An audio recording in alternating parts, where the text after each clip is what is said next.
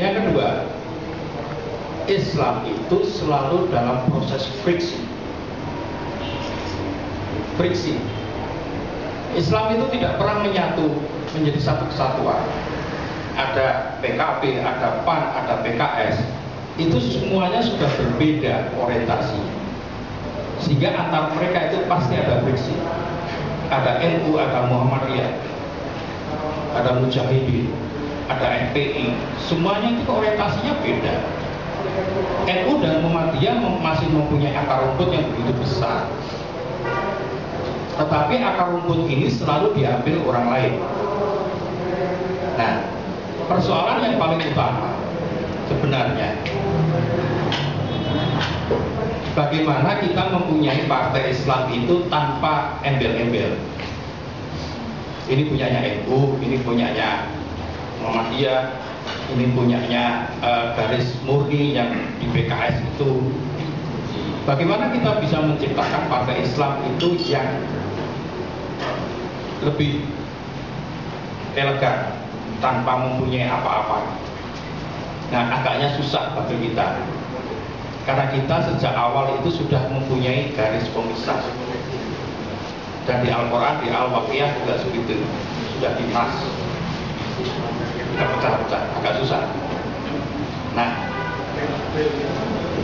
yang jawaban saya yang nomor 2, kalau Ibu membaca di yang naskah asli saya yang besok hari tanggal 25 itu dibagikan, mohon bisa datang. Islam itu sudah di Indonesia, di Nusantaranya abad 7. Dia berada di Sumatera sana. Tetapi sekali lagi mereka tidak datang langsung dari Timur Tengah, tetapi dari Timur Tengah mereka kemudian menuju ke Cina, di Kanton sana. Dari Kanton mereka kemudian singgah di Sumatera, Sriwijaya, dan dari Sriwijaya kemudian menuju ke Jawa.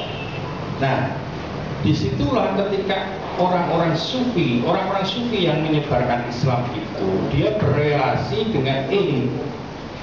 Dan elit ketika itu yang beragama Hindu sangat menghormati orang Islam. Sehingga orang Islam yang datang di Sriwijaya itu diberikan entrepot, artinya dia bebas pajak. Nah, inilah sebenarnya yang paling arif. Jadi penguasa yang arif itu kan begini ya, supaya wilayahnya itu dikunjungi orang banyak, dia membebaskan pajak di awal. Nah, interaksi antara elit yang beragama Hindu dengan Islam menjadikan elit itu berubah agama menjadi Islam. Nah, disinilah ada koneksitas dua komunitas inilah, dan mereka berhubungan secara simbiosis. Nah, ketika di Majapahit terjadi gonjang-ganjing politik, maka Raden Patah ini kemudian menggunakan kekuatan Islam itu untuk mendirikan Demak.